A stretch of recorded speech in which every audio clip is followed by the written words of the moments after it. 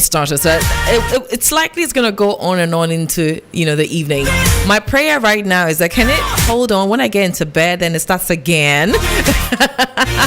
Sets in the right mood for a good sleep. In the meantime, though, before the sleep, we are up, awake, and active. We've been like this from dawn, making sure we bring you the best experience right here on 3FM 92.7. Another week, another show. Welcome to Unedited right here on 3FM 92.7. Earlier on, you're hanging with a drive team with Giovanni, AJ, and the entire crew. They're back on your dial tomorrow. Tomorrow, same time from 2 or through to 7. And here we are, ready to motivate you, inspire you with, guess what? True, real life experiences. Not some fiction somewhere, not some story we read somewhere, but from the horse's own mouth. Today, we'll begin our Survivor series in the month of June. So June is going to be a very interesting month. It's going to have a mix of different, experiences. You'll be hearing from some people that you know and love very well, but we talk to them about things you never knew they have been dealing with. Okay? And the beauty about it is that at the end of the day, it will leave you speechless in a good way. You'll be so inspired, and you probably will love them even more than you ever did. Together with the team, we're good to go. My name is Miriam. Mamiadra is on production. Amaka is on social media. And of course, DJ Phil is in the building. There is a song that, again, it's been on my mind for a while. Okay, so when I was thinking of what song to play to start today's show, I thought the couple of them that have been running through my mind. But I settled on this one. It's a song by Turin Welt, and it talks about hills and valleys. If you're somebody who loved Turin, then you probably know this song. We'll have a quick listen to it, and then we'll come back and I introduce my guest. All right. Unedited, real life-changing stories.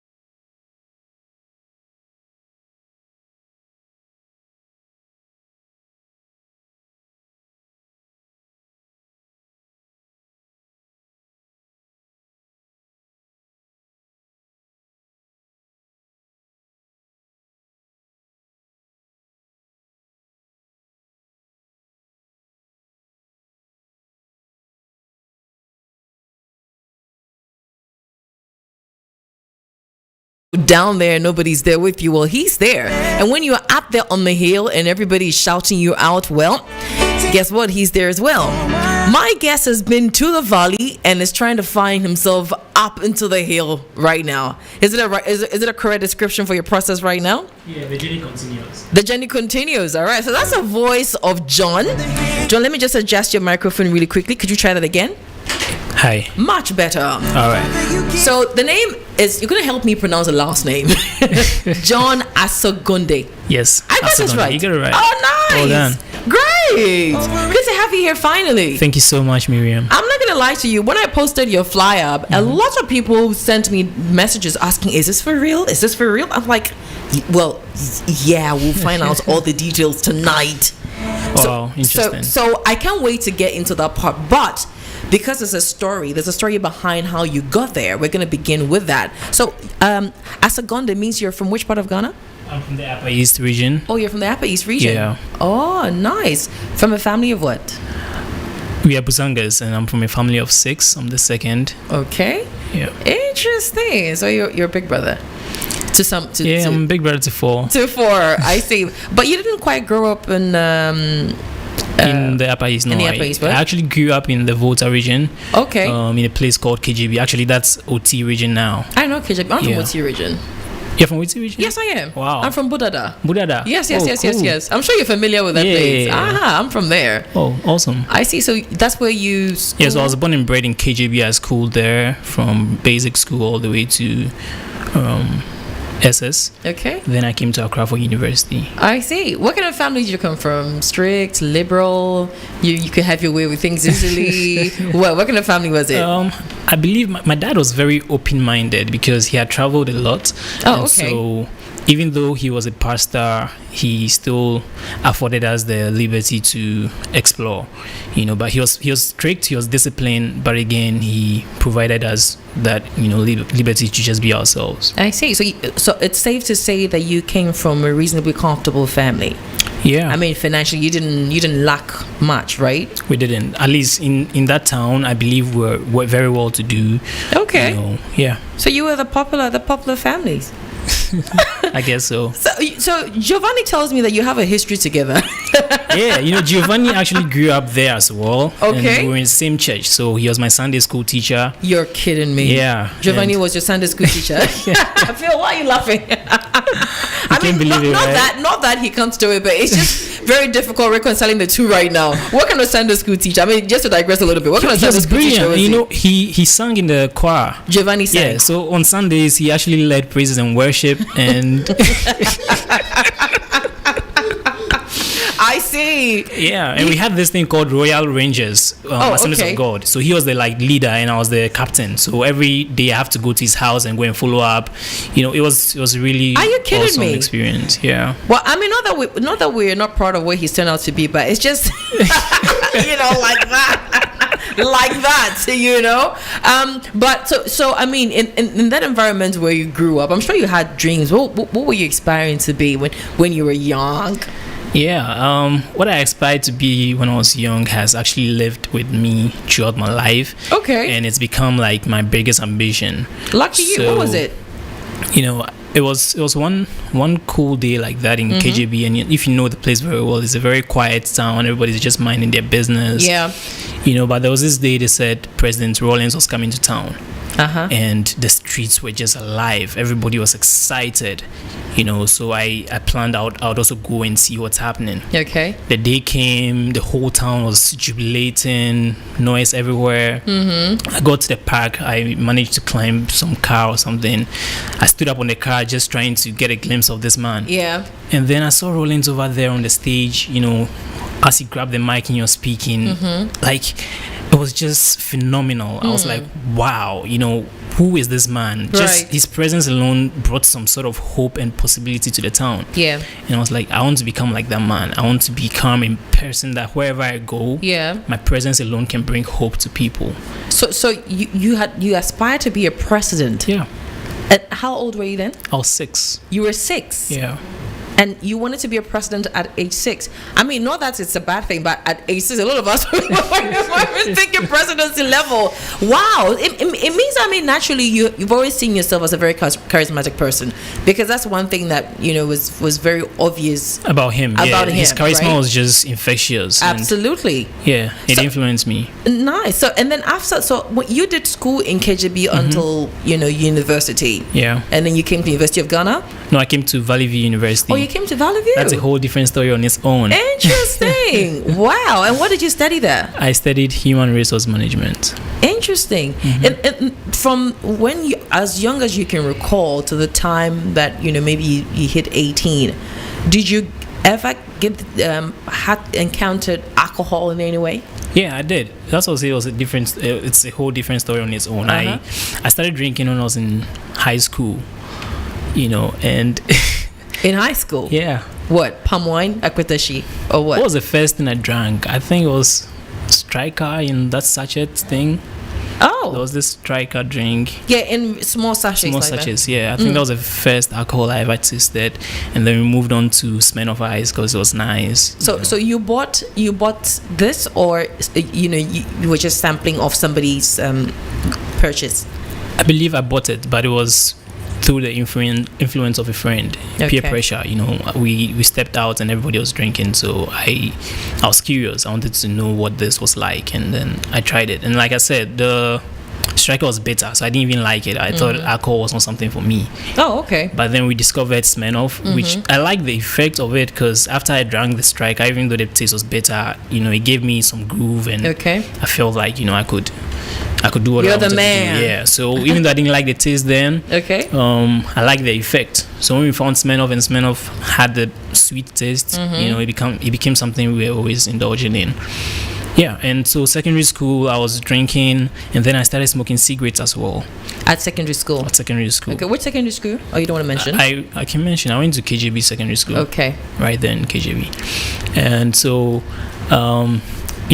this lifestyle just pushed you into bad company, and the cigarette was from your own adventurous selves, or that also was as a result of peer pressure?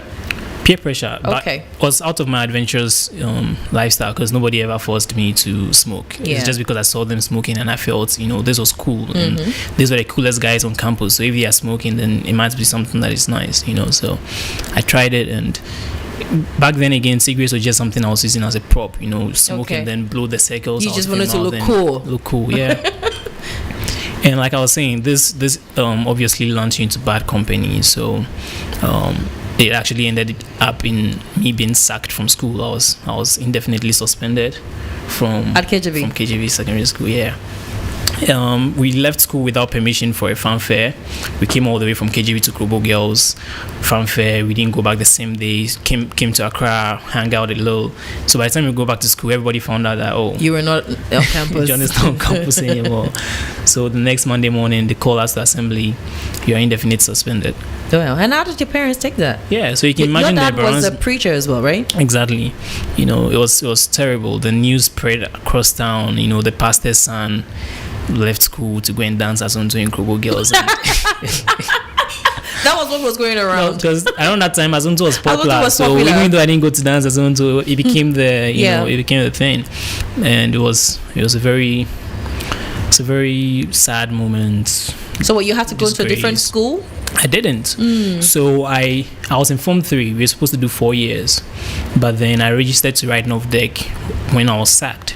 And the plan was to write off deck, and then definitely they were going to call us back, because my dad was influential, so probably they'll just let us be at home for a few months, and then they'll call us back. Exams. Okay. So when I wrote the NOV deck, I passed. I had very good grades, and so I got admission to Valley View. Okay. And so by the time the school called us back, I was already in level 100. Oh, I see. Yeah.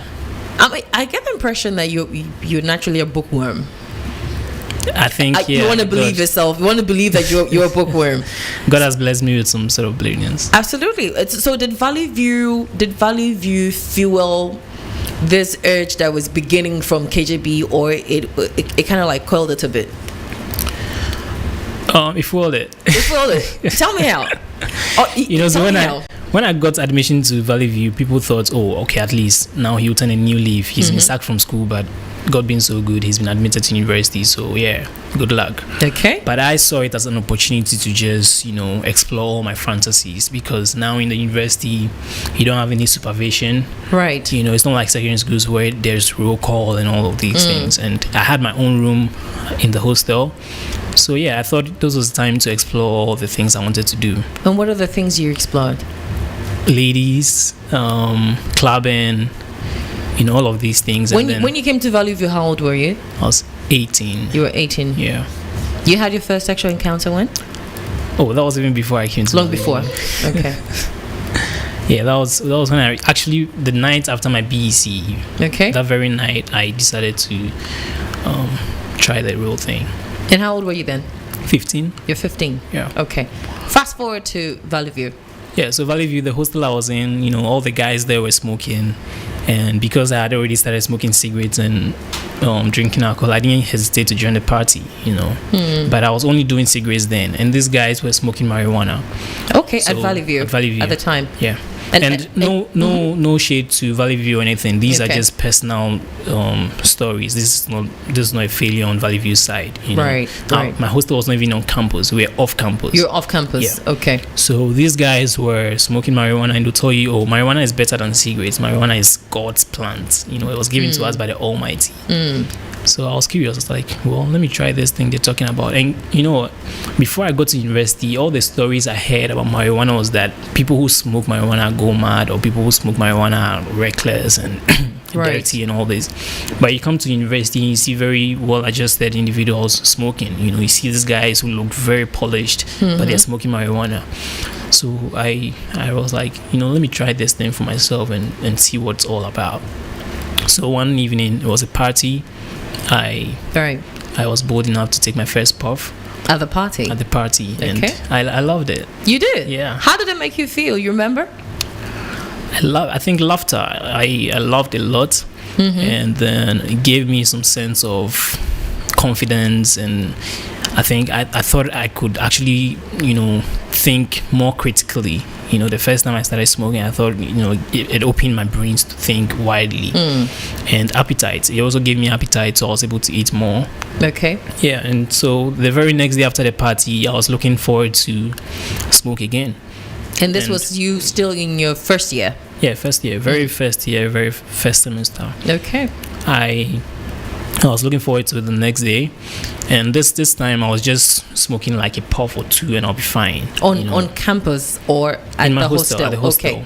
I told you we are off campus. Off campus, yes. So yeah, we did all that off campus, and then when we have lectures, we go to campus. Right. So just a puff or two was enough, and I still didn't really think it would become something I would smoke every day. But then one evening, I came across a quenched joint, like someone has smoked it and they quenched the bits. Okay. So I smelled it, and the aroma was just so good. The aroma of the quenched weed. So at that point I was like, Charlie, this thing, you're going to be addicted to it, because how else can you come across this quenched smell that you love if you haven't lighted it? So I added one into it, and I realized it means once I love this smell, I'm always going to find a way to have it. And if that comes with lighting it up myself to smoke before I get that smell, then so be it. And so as fate to have it, I got addicted to marijuana, and we smoked every day. My hostel was like the party heaven. Like, when you say every day, so you were in Valley View for 4 years. Yeah. And from the time that you felt that you had become addicted, you said you smoke every day. So for 4 years, 365 times 4, you were high every day. Every single day. How did that impair your studies? It did. It did. Like level 200, second semester or first semester, I checked my results, F, straight up, F, and we're doing like 5 courses, so it means I only passed maybe 1. Are you kidding me now? I'm serious. And so at that point I was like, nah, this thing is becoming dangerous, because like you said, I had some brilliance. I didn't even finish secondary school, and I was able to get admission to university. So in my very first year, actually, I was a first class student. Oh, you I had were? A's, yeah. First semester Valley View, I had A's, and that was like, my GPA was like 3.9 something. Is it? Yeah. But then second year, second semester, F, and it was terrible. So. And did your parents know what was going on? Did they have a clue what you were probably up to? That were not yet. Okay. I think they got to know in my 3rd year. Yeah, my 3rd year. A friend of mine snitched on me. He went to tell my aunt that John is smoking, and you have to tell his parents. So my aunt also went to tell my mom, and back home in KGB, I had a place where I kept my weed. So. Oh, you left some at home in KGB? So that was actually during the vacation period. When you go, you left some there? I left some there. And your parents didn't know that it was in the house with them? At all. They didn't even know because it was a big house. I was at boys' quarters, so at night I used to smoke at the boys' quarters, and so they wouldn't even smell or feel anything that's happening. But this friend I trusted, he knew I was smoking, because I felt like, we're peers. We went to school together, so I didn't even bother hiding it from him. But he went behind my back back, told my aunt. My aunt told my mom. And so they discovered it. My mom went to actually pick out the weed from where I keep it in my room. And she confronted me. So I couldn't lie. And she begged me, she talked to me, she prayed with me to quit smoking. I was like, cool, I'll try. So I came back to school. And again, because I also realized I failed 4 courses in a semester, right. I had that urge to try and at least change something. You know, so one of the things I did was to move from my hostel, because my hostel was just like, we even planted weed in my hostel. Like, there's no way. Are you kidding me now? Yeah. So you guys smoked to the point that you wanted the source right there with you, right there, and you planted it in a pot. In a pot upstairs. It was a 2-story building, so we planted it upstairs. You know, catered to it, and yeah, anytime we want to smoke, we just go pick it up and. Did you guys were you guys able to wait till it grew, or as it was as the leaves were coming, you were plucking? Because if you guys were in weed every single day and you had planted it, and you didn't want to be short of your own supply, you know, that's serious. But did you know it was illegal? Of course, just smoking it was legal. How much more planting it, you know? Yeah, but that's just how life is. And so I realized I had to leave that hostel if anything was going to happen. So I left, I went to a different hostel, and I was thinking, oh, good, this time around I'll be able to quit. But guess what? Tell me. Behind that hostel, there was an old lady who was selling weed. There was an old lady who was selling weed? Yeah. And this new hostel too had guys who were smoking. So I thought I left hell going to paradise, but then it was worse, you know. And so just like 3 or 4 days after, and this old lady was selling to the students. I'm just trying to understand, right? She was cultivating it and selling, or where was she getting herself? I didn't even know where she got it from. I don't think she was farming it there. I think maybe she gets it from somewhere, right? So she was just the distributor. How much money, when you think back, I mean, how much money were you investing in weed when you were in school and you were addicted? Quite a lot. I think well, when we started smoking, we were just smoking the cheap stuff. I think the very first time we started smoking, a joint was like 1 CD. But then as time went on, we started looking for better strains, and so you could get it for like 20 CDs, 30 CDs, just for, you know, some little gram that rolls up like 2 or 3 joints. Right. Yeah, so we were spending quite a lot of money. But the other thing was, even if you don't have money to buy weed, someone else would have, you know. And I never run short of weed. You didn't come to the point where you had to do you had to steal to buy weed? Never. I see. I was privileged. My parents provided for me, and so I always had. You didn't lack money from home. You didn't care or love from home. I didn't at all. Yeah. So in this new hostel where you have an old lady who's a dealer, right? You know, right behind. Tell me how things turned. Yeah, so I abstained from weed for just like 3 or 4 days when I just moved to that new hostel. And even those 3 or 4 days were very difficult. So I was actually even drinking more because you couldn't find weed. I couldn't find weed, so I was drinking more. And so finally, when I found the weed, I just, you know, sort of seeped back into the habit. And so every morning I wake up, back to my rituals: smoke. But what about class? So another thing is I realized that if I didn't do my best to graduate, then my mom would know that I didn't give up the habits I promised her I was going to give up. So I didn't want the situation where the 4 years is up and then I'm still in school, I haven't graduated yet. Right. So now during vacations, instead of going home, I had to stay back and do vacation school. And so luckily now I think my dad paid for it. I don't know what excuse I even gave to him for him to even pay for those classes. And you were using the same money to fund your habits? Yeah, exactly. So I managed to do the vacation school, and then exactly 4 years after, when I was supposed to graduate, I was able to graduate. With what class? Terrible. I mean, not too terrible. was it second class upper? But I was a first class student, so I could have been a first class student easily. But because of this, I had like a GPA of 3.1 or something. And Valley View's score is really, really strict. So yeah, I graduated and I didn't struggle to get a job. Before I graduated, I was already working. Oh, you were where? I was working with Black Avenue Music. Oh, D Black. Yeah. Oh, interesting. So you got to know the industry quite early, huh? Yeah. What were you doing for D Black? So in school, I was his personal assistant. Okay. And so after I graduated, he made me the business manager for his record label. How did you meet him? I think I just DM'd him in school, but actually I was working with Foresight as well in school. Okay. Third year, I was working with Foresight TV. I was doing blogging, marketing, and all that. Okay.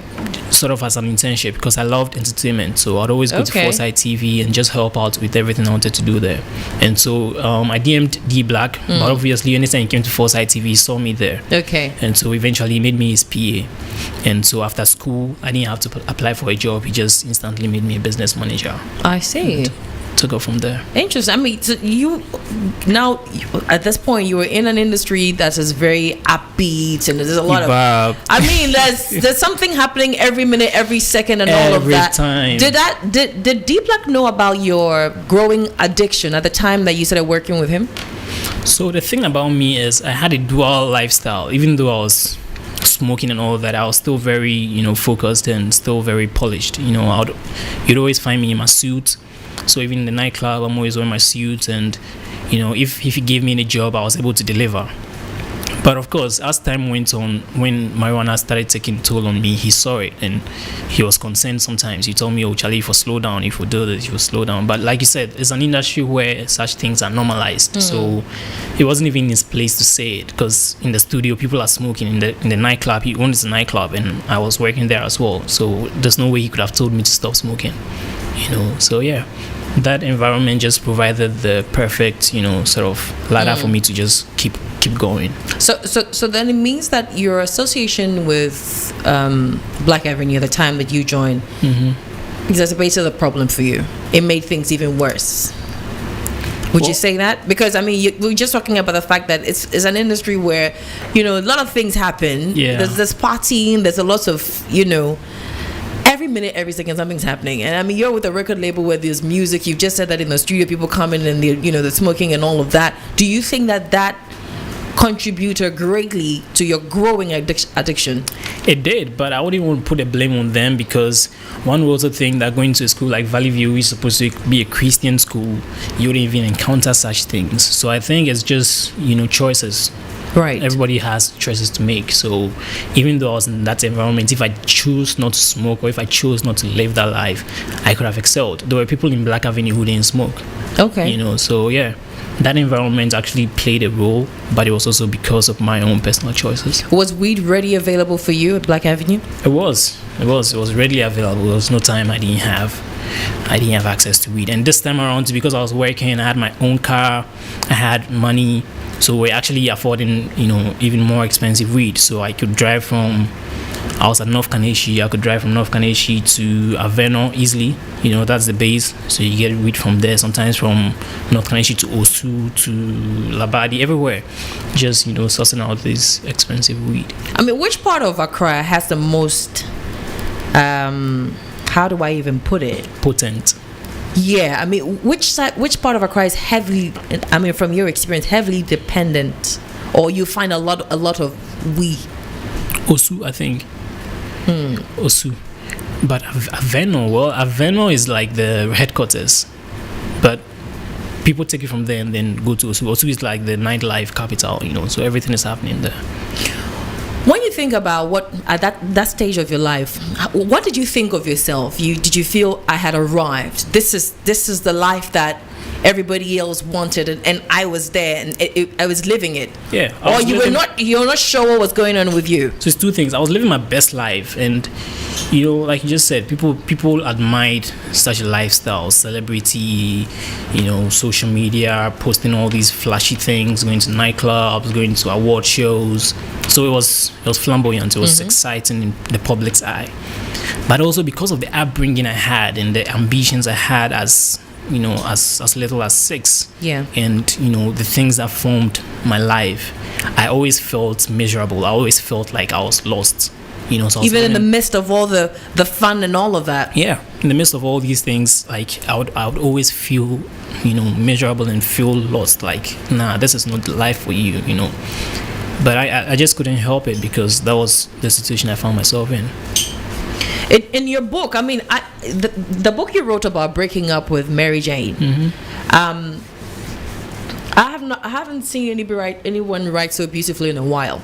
Your writing, he writes it so very personal, like actually, writing to a girl or to an ex-girlfriend. Yeah. And the way you describe your relationship with marijuana.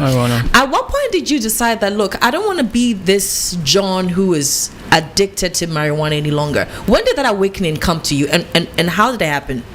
It started as a process. So it was in March 2018. Mm-hmm. I was in my room. I was watching music videos on YouTube. Mm-hmm. And then a sermon popped up: stepping out of your prison, Dr. Mensa Otabil. And I was just surprised. I was watching music videos. What does Mensa Otabil has to do with music videos? But the title actually caught my attention: stepping out from your prison. And like I just described, my life was fabulous, but I felt miserable. So I said, let me just listen to what this man has to say. And then the moment I listened to that message, it gave me some new perception. It made me realize that whatever situation in which you are, if you don't like it, you have to step out yourself. Nobody's going to bring you out. Were you contemplating leaving the life you were living? Were you from time to time having that inclination to leave? I never really thought to leave, because marijuana, like as you said in the book, you could see the intimate relationship I had with her. So I never really thought I would stop smoking, but I knew there was something wrong somewhere. I just couldn't be bold enough to face it and say it was marijuana or it was alcohol, because it's not just marijuana. I was drinking, I was having sexual escapades and all that, but I just couldn't pinpoint it to say these habits will destroy you. But that message made me understand that every human being has things in your life that will destroy you, but you're not going to wait on God or wait on an angel or anybody to come and take you out. You have to step out of those things yourself. And so I was intrigued, and so I decided to keep listening to him. And my dad is a pastor, so Christianity was not new to me, but his messages just had this in-depth wisdom, and his teaching was just amazing. So I kept listening to him over and over again. This was in March. Then in September, something happened that just changed everything. What happened? So there was this guy that I admired so much. He was like my biggest role model. And is he Ghanaian? He's not Ghanaian. I think he's from Angola. Okay. And this guy was living the life. Like, he was in private jets. He was partying with people like Rihanna, Cristiano Ronaldo, Floyd Mayweather. He was driving the flashiest cars, Rolls Royce, Ferrari, doing all these flashy things. And at the same time, he was also very instrumental in his country's politics. So he would meet with presidents. He was meeting with people of power. And so I really admired this guy. Then in September, I think ending parts of September 2018, I go on social media one day, and then they say Godiamo jumps off his 10th floor penthouse suite in Miami and kills himself. So that's when the whole message just hit me. What shall it profit a man to gain the whole world but lose his soul? Because Godiamo was somebody I was really looking up to. He had it all. And so why would he just commit suicide like that? So I just... So you wanted answers? It hit me hard. And because I was also listening to Dr. Mensa Otabil from March until September, I had already built a transformed mind. I just didn't have the push to go ahead and make the change. So a few days after that incident, I was like, this is it. I'm not going this path anymore. Right. And so I remember I was smoking my very last joint. I went into the washroom, I flashed it, came back to my room, emptied all the alcohol bottles, threw out all my condoms, paraphernalias, Rizzlers, lighters, everything. Just emptied out everything, and boom, it was a new life. Were you living alone at the time? I was. You were living alone. Yeah. So for your friends who probably came to visit and noticed that all the things that used to be there were not there, what did they ask you questions? They were shocked. They're like, Charlie, are you correct? What do you have? Like, what's happening? And they didn't believe it because it was too radical. Just yesterday you were here, there was weed. The next day you come and the place is cleaned out. No single drop of alcohol or single, plants or single gram of weed. So you just decided one day you were getting rid of everything connected you to the vices. Exactly.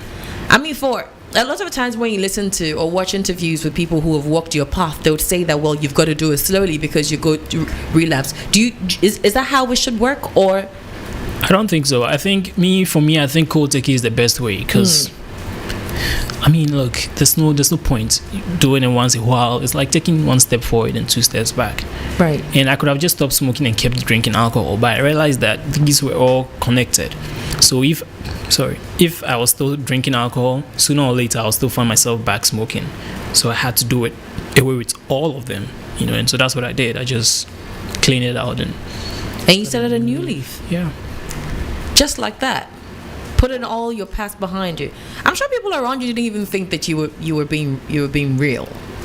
I'm sure they were thinking, oh well, give him a couple of week or two, and he's they were actually placing bets behind my back. Are you kidding me? Make you bet he will come back 1 week, 2 weeks, 3 weeks. It's been 4 years. I've not been back. It's been 4 years. Yeah. You hadn't tasted alcohol. Nope. Not a single sip. You're serious about this? Serious. You haven't smoked marijuana? Puff. Nope. No marijuana, no cigarettes, no drugs. Which other drugs were you doing apart from marijuana? I was doing the regular tramadol, cigars, and then cigarettes and alcohol. That's an expensive lifestyle. So you had money. You had money to buy it, if I can put it that way. Yeah. These are all cash that you made legally?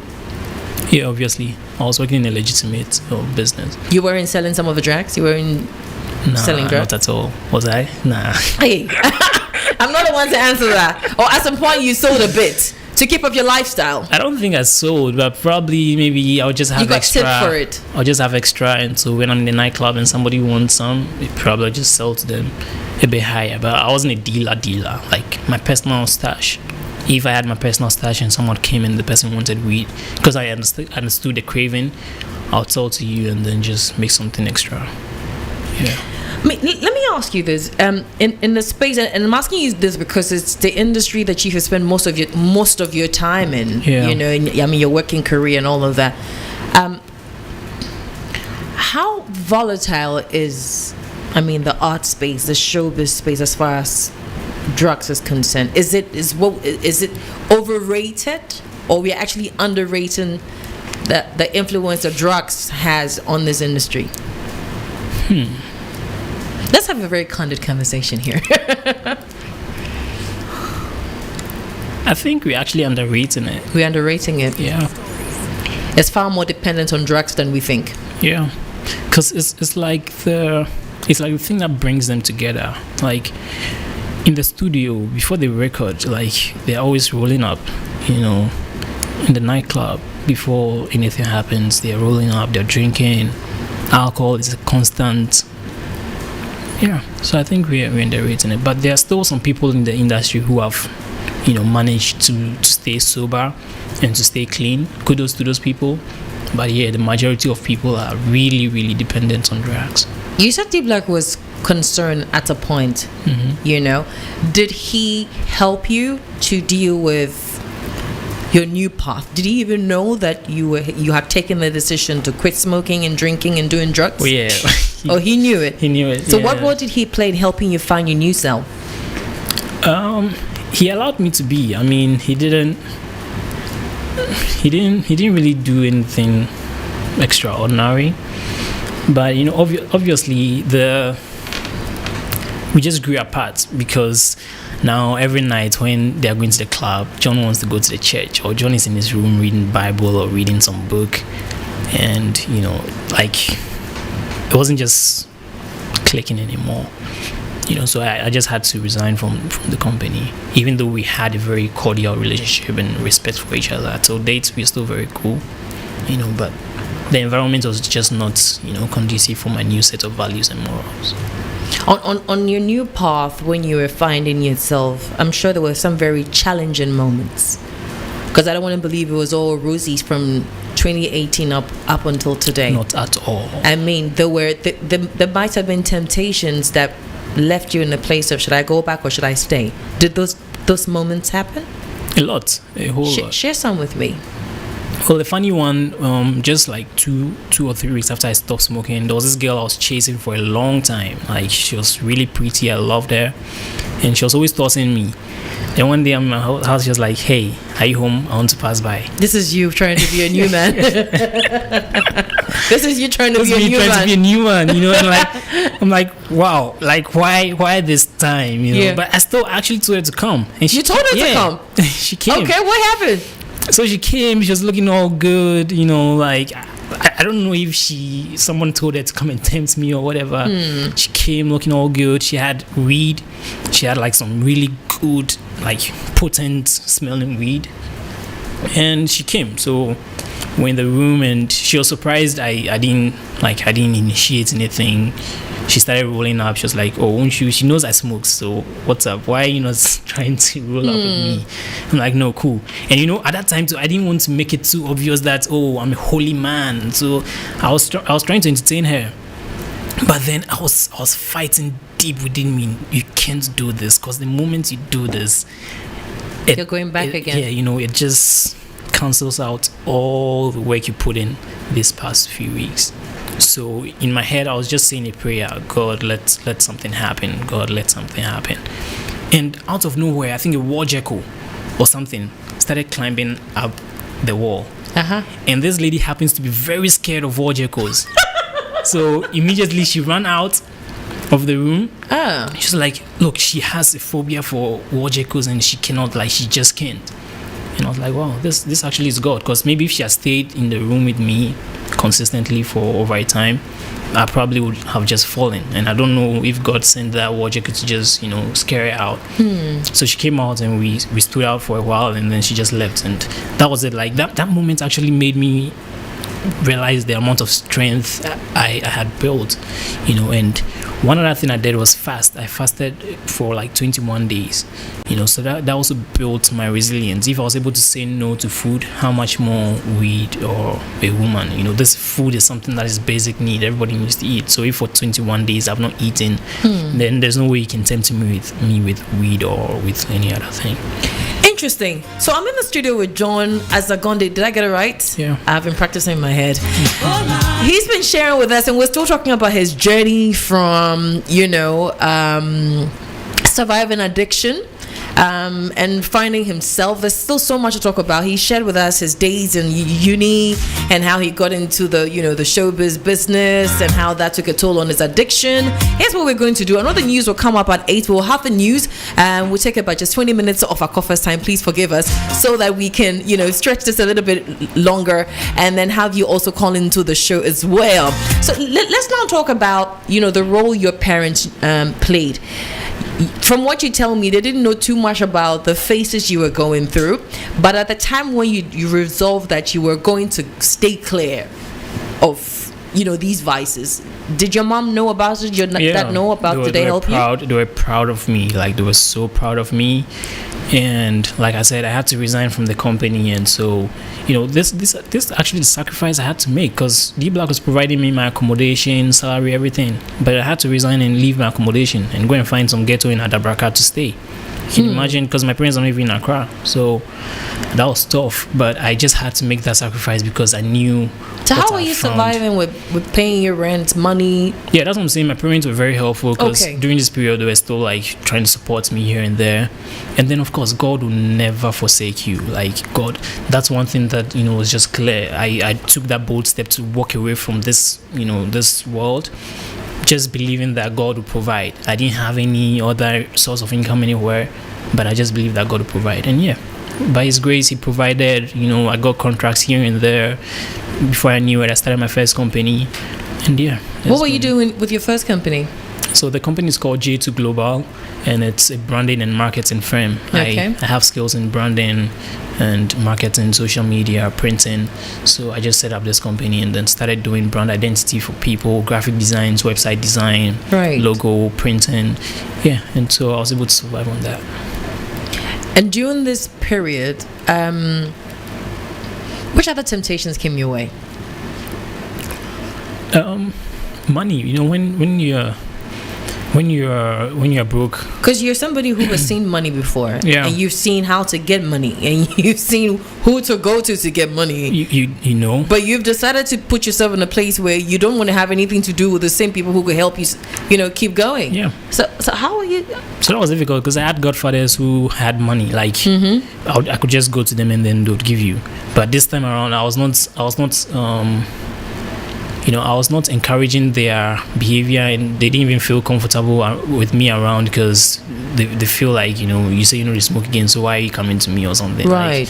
So I just couldn't really be around those people anymore. Yeah, and that was challenging, but I just stuck to my principles, and God has not forsaken me. So you were very heavily reliant on scripture, Yeah. and also the word of God. I mean, in your book you cite Pastor Mensa Otabil and the late Miles Monroe.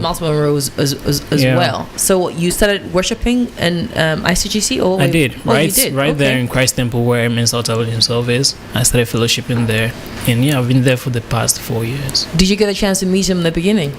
No, I didn't get, but I've gotten to meet him recently. Recently.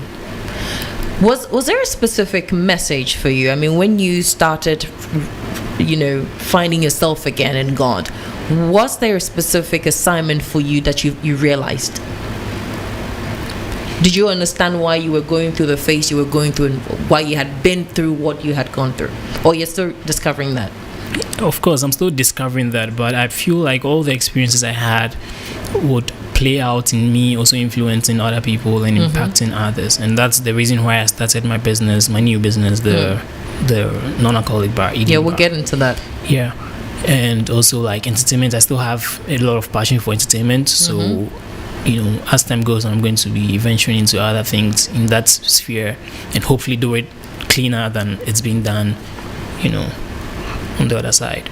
Interesting. All right. So Lord will bring you the news in just a few minutes. Let's see if we can read some messages off Facebook, and then when we come back, we will definitely activate the phone lines and get your thoughts about it as well. I mean, you talk about still having interest in entertainment and wanting to do it cleaner than you did before. Yeah. What do you mean by doing it cleaner? When you say doing it cleaner than before, what's that supposed to mean? I mean, the bar speaks for itself. It's clean. And then I want to make movies. I realize that movies have a very tremendous impact on forming ideologies and identities.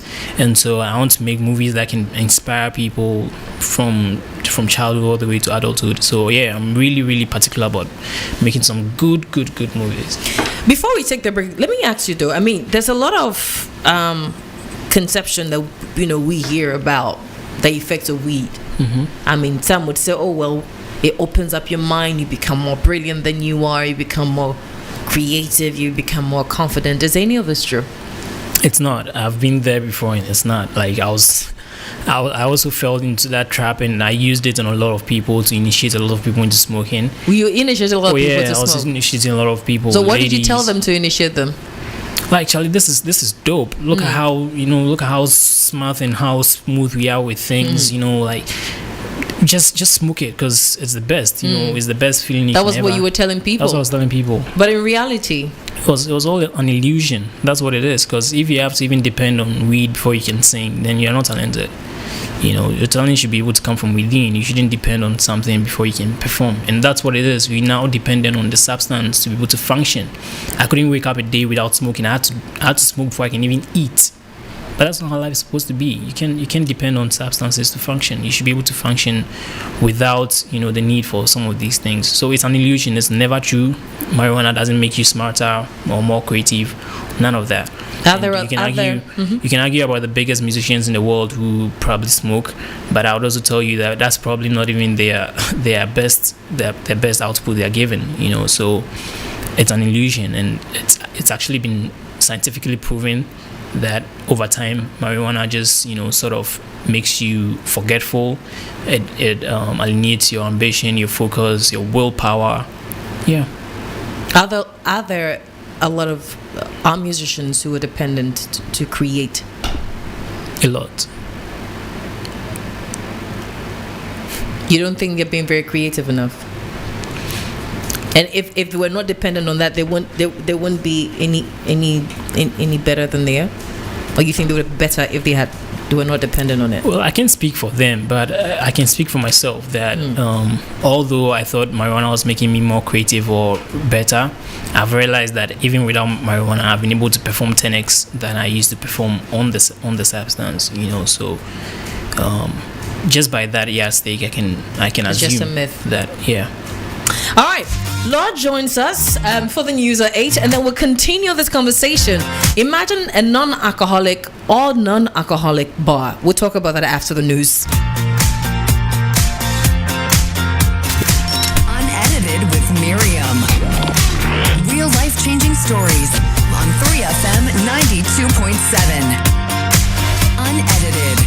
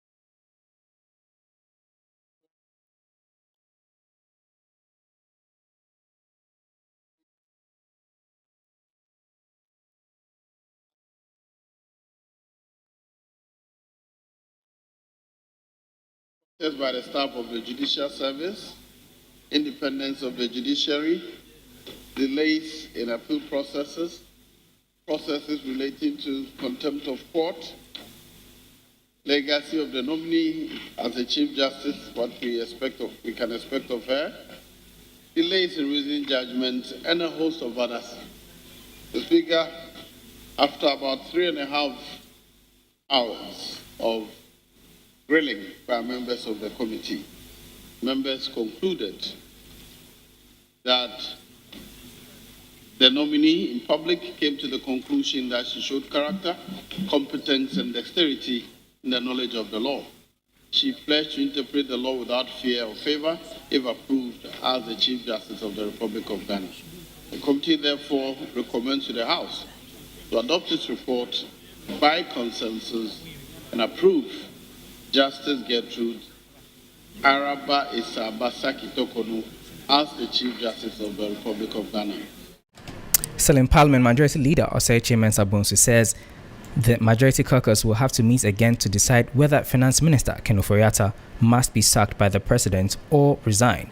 It will be recalled that some 80 Majority MPs in the midst of Ghana's engagement with the International Monetary Fund, IMF, asked that the Finance Minister steps down or be fired by the President. But President Akufo-Addo wanted him to finish his engagement with the IMF. The leadership of Parliament addressed the parliamentary press corps in Parliament today. That one, it will have to be determined by the caucus. So let's leave it to what determination that the caucus comes to.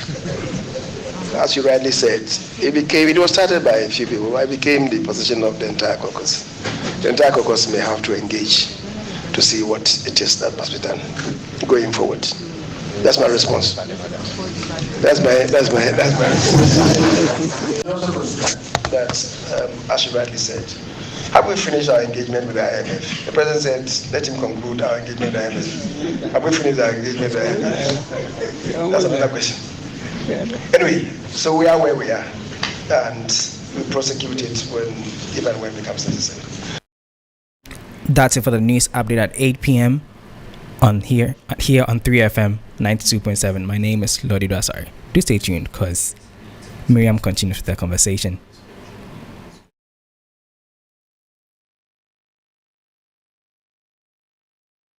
Are you stressed from a hard day's work? Looking to de-stress and relax over soothing music and soft chats? Then join Mia Kofa on Wind Down. 3FM. Keeping it cool, easy, nice and breezy like that. Okay, starting with Kenny Rogers. Write your name across my heart. Can't help smiling when I look at you. Every Monday to Thursday, 8 to 10 p.m. as I play your favorite songs on your favorite dial. 3FM 92.7. Wind Down with Mia Kofa, your smooth operator on your way home.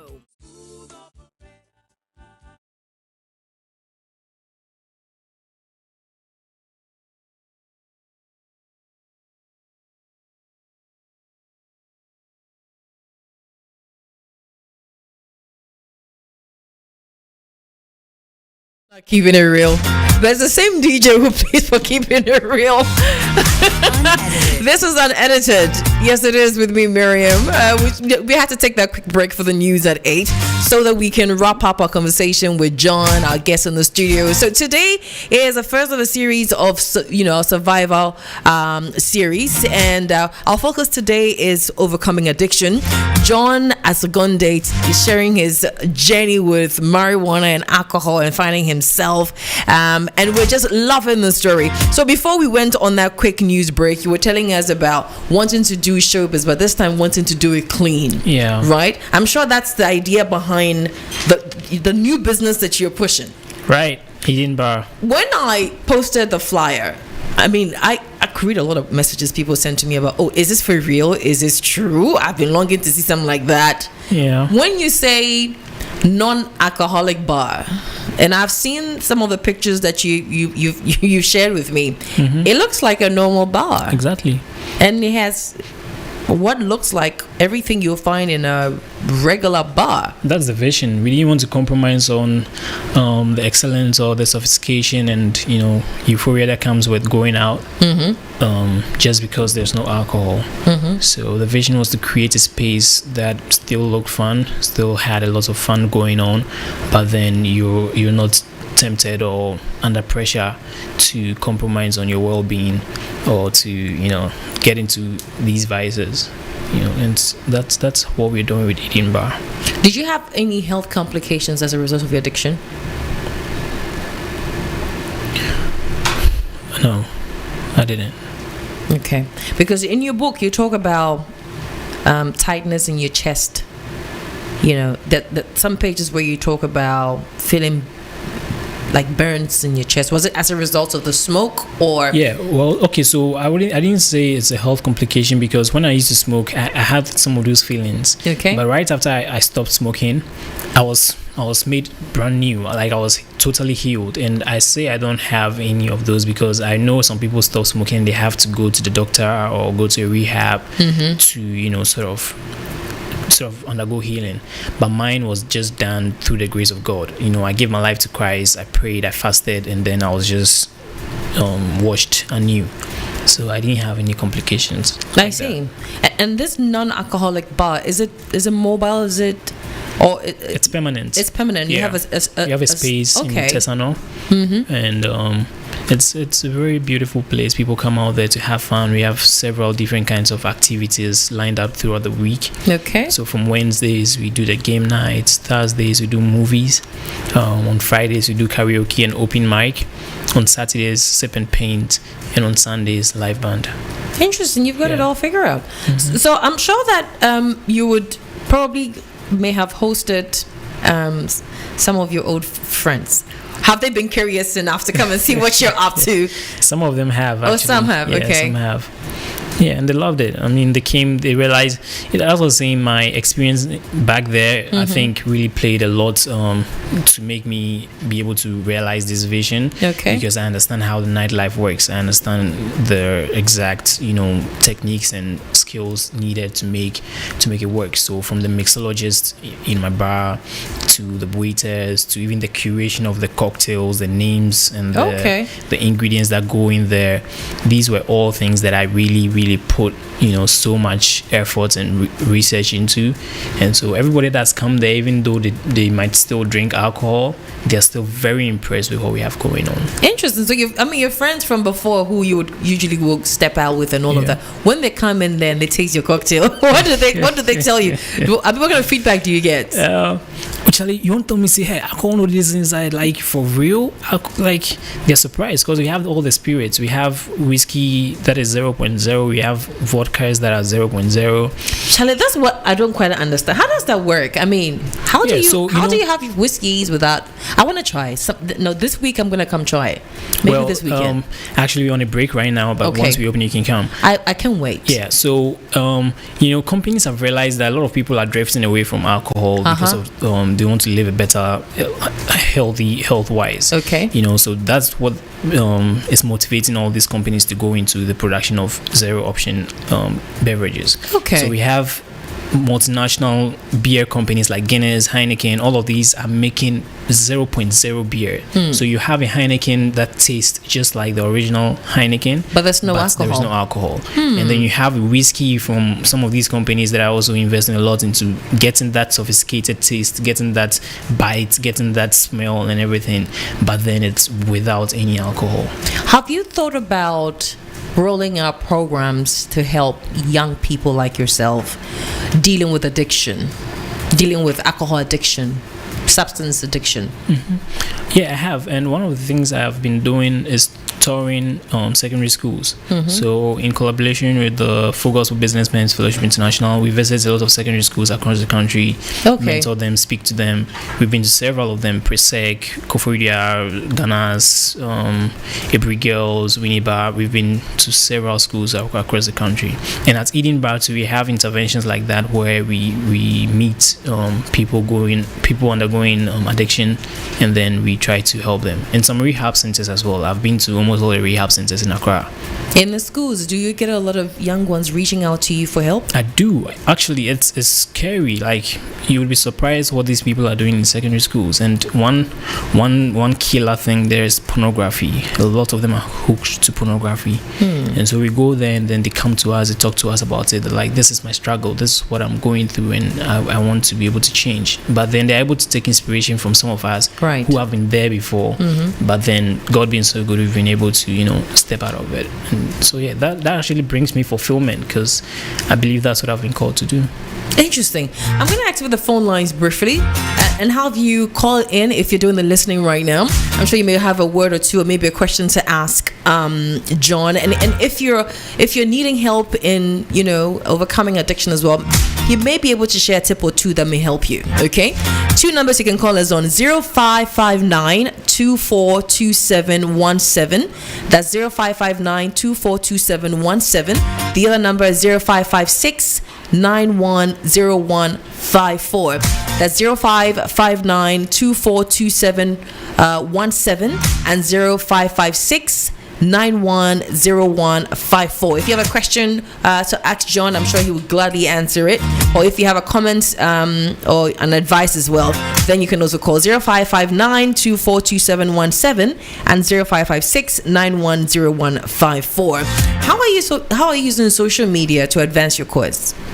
Yeah, I'm on all the platforms. I tweet a lot. Twitter's my favorite platform, so okay. I tweet a lot, just things on my mind and trying to inspire people. On Instagram, I use Instagram once in a while.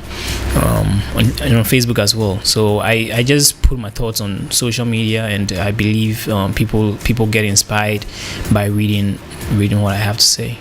Interesting. All right, let me go on the line and pick this call. Hello. Hi, Miriam. Hi, good evening. Who am I speaking with? Miriam, I'm Jacqueline. Hi, Jackie. Good to have you here. I've got John in the studio. You want to talk with him? Yes, John was actually my mate in school. Oh, Valley View. John, we used to call him John Hemmett.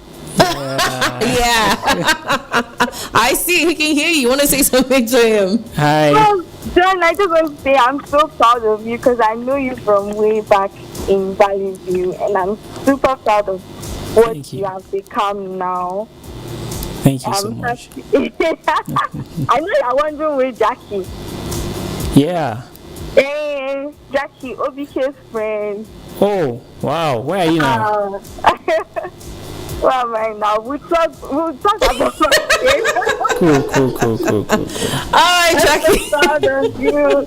I'm so proud of you. Each time I see you post on social media, I'm like, oh God, just like there's God that did, because there's no human being involved. Because Jackie, you know what? Let me hold your thought. When you say you know how it was, tell me how it was that we didn't know. Hey, every day you smell weed and John, but we can't say it. You know, sometimes it worries you, but you can't say it. You just, have to keep quiet because you don't want to break certain friendships, but you still want to keep them. And at least when we want to go out, John is always the lead to take us out. So we'll also go. He will take us out. We'll go for parties. He will show us places, give us the, introduce us to people. Hey. It was helping us, networking and all that. Hey, Jackie. But when you see, seeing John now, I'm like, if you are anyone going through anything, if you really want to come out of it, you need a grace, because absolutely, if John has been able to come out of his struggles, then anyone can do it. All right, Jackie, thank you so much for spilling the beans. All right, hello, good evening. Yeah, hello, Miriam. Good evening. Good evening. Good evening to John in your studio. Nice. Who am I speaking to? Yeah, this is Clifford from Adenta. All right, Cliff, let's hear you. Yeah, my point is that I just want to ask him, at what point in time did he realize that the path that he has chosen for himself would lead him to something different that he didn't wanted in his life? And the second question is that, don't he feel threatened that he is discussing about this marijuana, those who are involved into it, or feel that it's going to spoil their business or something like that? Has he ever thought of it? And at the time that he was into this, was he angry with himself for one day? Because okay. I know some certain group of people who are in school now with me, they are not smoking, they are not drinking, but they are into snuff, something that we call snuff. And every time they put it in their nose, and then I don't get what they are getting out of that. And if he can tell us something about it, the side effects of it, that one too is normal stuff. Okay. Yeah. I'm sure he will respond to it. Thank you very much for your questions, Clifford. I'm sure you get where he's going with it. Yeah. Okay. So what do you say to it? Where the turning point came from, and I mentioned how Dr. Mensa Otable's message gave me a transformation of the mind, and also the incident with the Godiamo guy who committed suicide just made me realize this was not my path. I had the ambition of becoming president, so I realized I couldn't just keep on smoking and getting drunk and become president. It's impossible, And then he talks about how I'm bold enough to talk about these things. I mean, I don't have a beef with anybody, and throughout the interview, you realize I kept insisting that it was my own choices. I couldn't blame D Black or blame Black Avenue Music or blame Valley View or any of these areas for what I went through. These are things that I chose myself and put myself in. So I believe I have that. I have that freedom to be able to speak about these things openly. All right, let me hold your thought. Let me take this call. Hello.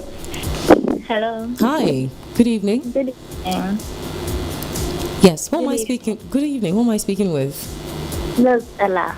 Hi, Ella. Good to have you here. You want to speak to John? Yeah. Okay. Hi, Hello, Ella. John. Yeah. How you doing? I'm good. Okay. Just want to say I'm proud of you. Thank you. And please keep it up, okay? Sure, I will. All right. Bye. All right. Thank you very much. Okay. So you were still responding to Clifford's question. Yeah. That's the thing. I'm not against anybody. My non-alcoholic bar, we're not even in competition with anybody. I mean, I cannot shut down alcoholic bars. Even if I become president, I will not shut down alcoholic bars from operating. Everybody's at free will to do what they want to do. I'm just providing an alternative. And so if you feel like this is your vibe and you don't want to drink alcohol, then you can come to my bar. So there's no really beef here. Of course, some people might still get worried and get pissed that I'm speaking about these things, but I also don't just speak about them on my own accord. I have God backing me. This is what God has called me to do, and He's the one who inspires my mind and gives me all these ideas to bring forth. So with God behind me, I don't think I should have a need to worry. Have you had threats on your life for whatever reason? No, I don't think I've had any threats. Yeah. Okay. You wanted to make reference to something he said as well. Yeah, he mentioned that he has some students who are into something snuff. Yes. I really don't have an idea what that is, but yeah, anything that is a drug or anything that alters your mind is not good for you, because your mind is supposed to stay active and live within the purpose of God. So once you bring in something that alters your ability to think or your ability to make decisions, then you're heading towards a path that isn't for you. Interesting. So you want to be president one day? Yeah. I do. That's the dream. Is the dream still alive? Much alive than even before. Is it? Yeah. How far with that journey? So actually, it's another thing. When I quit smoking, I was going to run for MP. And so when you quit smoking? When I quit smoking in 2018. Okay. How old were you then? I was 25, 24. And you wanted to be an MP? Okay. I wanted to be an MP because I felt like if I'm going to be president, I had to go through that path. Yeah. And so people around me thought, oh, maybe it's because he wants to stand for MP. That's why he's pretending that he has stopped smoking and stopped drinking. But I really just wanted to do that because I still had ambition to become president. But over time, I just realized, I wasn't even really ready to be MP. And if I want to become president, there's no really requirement that you must be an MP before you become president. Let me hold your thought and take this call. Come back to me. Hello? Yeah, Miriam. Yes. Please, this is Clifford back again. Okay. Let me just chip in this. I am somebody who drink alcohol. Okay. But I don't take it much. My point is that when I take alcohol and I sleep the following morning, I can't remember how I spend my money. And he being an expert now, I just want to find out what is wrong with me now. Should I quit, or it's normal to take alcohol when you forget about certain things? So you take the alcohol to forget your problems whilst you're drinking, but when you wake up, the problems wake up with you? No, not exactly. Because my point is that even if I take it small, assuming that if I take one packet of Alumo, for instance, and I just say I am okay, and then I've come to sleep, and then tomorrow morning I cannot even remember what I did. Where you even start to drink it? Yeah, even the plans that I had in my mind that I'm going to do this the following week or the next week. Yeah, I'll just forget about all those kind of things. Right. Okay. Yeah. All right, Clifford. Thank you very much. I'm sure this is something that you even though maybe yours may be a different thing, Is this very common with somebody who's addicted to a substance? Yeah, forgetfulness comes along with some of these substances. But he's asking if he has to quit. Yeah. Normally when people ask me they want to quit, I ask, why do you want to quit? That's the first question. Why? Because nobody's forcing him to quit. So he himself has already diagnosed himself. He has realized that he has a problem. Okay. When he drinks, the next day he forgets his ambitions, he forgets his goals, he forgets even what he did the previous night before. So I don't need to tell him to quit. He's already answered himself. So go for it. Because you realize the thing is actually harming your future. So yeah, just go for it. But of course, it's not easy, and that's where the God factor comes in. Once you depend on God, and of course, you can still seek professional help. Right. But in my case, I believe God is the ultimate answer. So pray about it and take that conscious effort to make sure you're dealing with this thing head on. I'll take this call. When we come back, I would want you to advise young people who are struggling with what you had struggled with, and also to parents. Hello? Unfortunately, we lost that. So for young people who are listening to you now, who are probably thinking they're living their best life, but obviously because of the path you are on, you know that they're struggling with things that will hurt them later. What advice would you give them? I learned from Miles Monroe, we're all here with a purpose, and we should deny the symmetry of having the privilege of getting the gifts and purpose that God has placed within us. So for each and every one of us, we are here for a reason. And if you're going to keep on living that fast life, thinking you're having your best life, you may end up dead. I know I have friends who have died as a result of this. I could have died. I've had several accidents when I was high or when I was drunk driving, and I could have died. But God what happened to you? Why do you have a scar? Was this part of the accident? This was actually when I was a kid. Okay. I just had some. Yeah, but I had several accidents, and I believe my parents' prayers kept me. And so to the parents also, when your children, there's just keep praying for them. Like, it's very important. If my mother didn't keep praying for me or my dad didn't keep praying for me, I probably wouldn't have seen the light ever, and I probably would have just ended up miserable and like in a worse situation. So yeah. All right, let me take this last call. Hello. Hello, good evening. Good evening. Who am I speaking to, please? My name is Ken. Hi, Ken. Thanks for joining us. Thank you very much. I want to say this to John. John, I thank God for your life. And congratulations. The path you have taken on, I'm just too proud and looking forward to meeting you. Future President, congratulations again. Thank you so much. Presido. Thank you very much. Guys, we've got to be wrapping up. I have been left speechless by your story, John Hammett. I've been left speechless by your journey, and what can I say? Extremely proud of you. Being addicted to, whether it's drug or whatever it is anything that you idolize or you're addicted to, it can be very difficult to break off. Yeah. But for you to have been able to do that, goodness, that you definitely, God is at work. I'll take this very last one. Hello. Hi, good evening. Good evening. Who am I speaking to? Mina. Hi, Mina. Okay, talk to us. I want to to keep listening, and I just listen to what message is moving forward. We can barely hear you. Is it better now? Yes, I think it's better. Whatever it is you want to achieve in taking out these initiatives, I say God to you, and yes, doing a great job. All right. Thank you so much for your call as well. All right. Anybody you want to thank so far for contributing to your journey? My dad, my mom, my siblings. Yeah, they've been amazing. And also I have two very good partners that have been able to help me make Eden by reality. They've been very tremendous in making this vision come to life. So yeah, thank them too so much. And definitely my pastor, Dr. Mensa Otabil. He's been a great inspiration to me since back then. I had him in 2018 till date. And so I'm very privileged to be able to keep learning from him and keep continuing this journey that God has called me to be. All right. Thank you so much, John, for for being a part of a show. Thank you for agreeing to come and share your journey with us. I'm sure that you have inspired so many people out there. I wish you the best with a non-alcoholic bar.